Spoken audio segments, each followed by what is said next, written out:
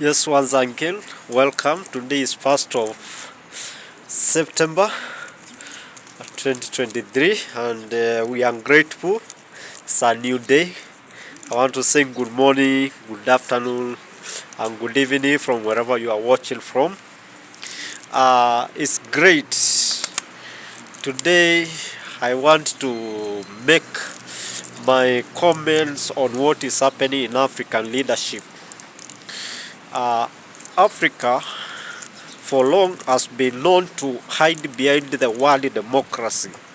When it comes to governance across Africa, all the African countries, they boast that their government is in the form of democracy. But in reality, that is not what has been happening in Africa.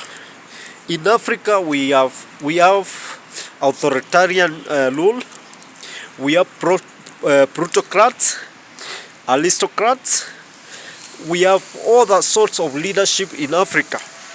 We have in countries where only a few group of people who are rich, who have amassed wealth, they are the ones who have been leading that country, and there's the next to take after them is their sons and their daughters. It is like in Africa, leadership is sexually transmitted, and this is very wrong. In fact, in this age where we have all gone to school, regardless of your background, children of the poor, children of the rich, they have all graduated, they have all gone to universities. It is very bad that we are still conducting the old age politics where only the leadership is a reserve of the few. I'll take for example, in my country, Kenya, we have over 60 years since independence, and so far we have only witnessed 4 presidents. Now we have the 50th president, who is barely a year in the office. We have had a president who led the Kenya for 24 years. That is President Moi.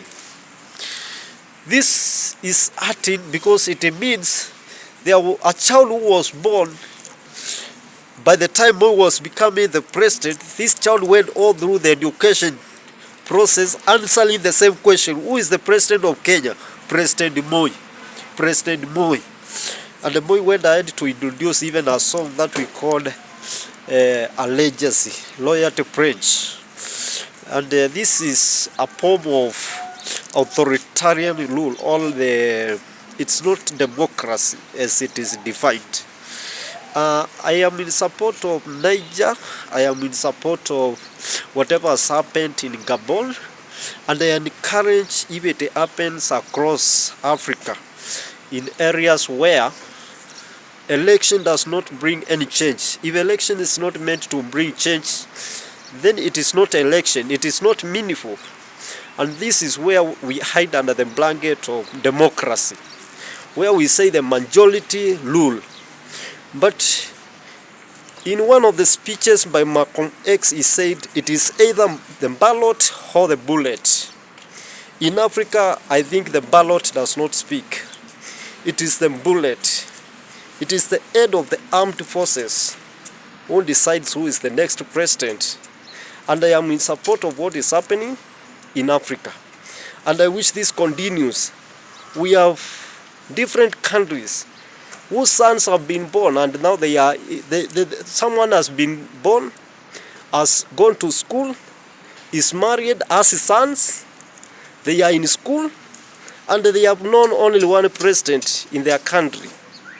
Those children are worried. What is this the only person who is learned in the country?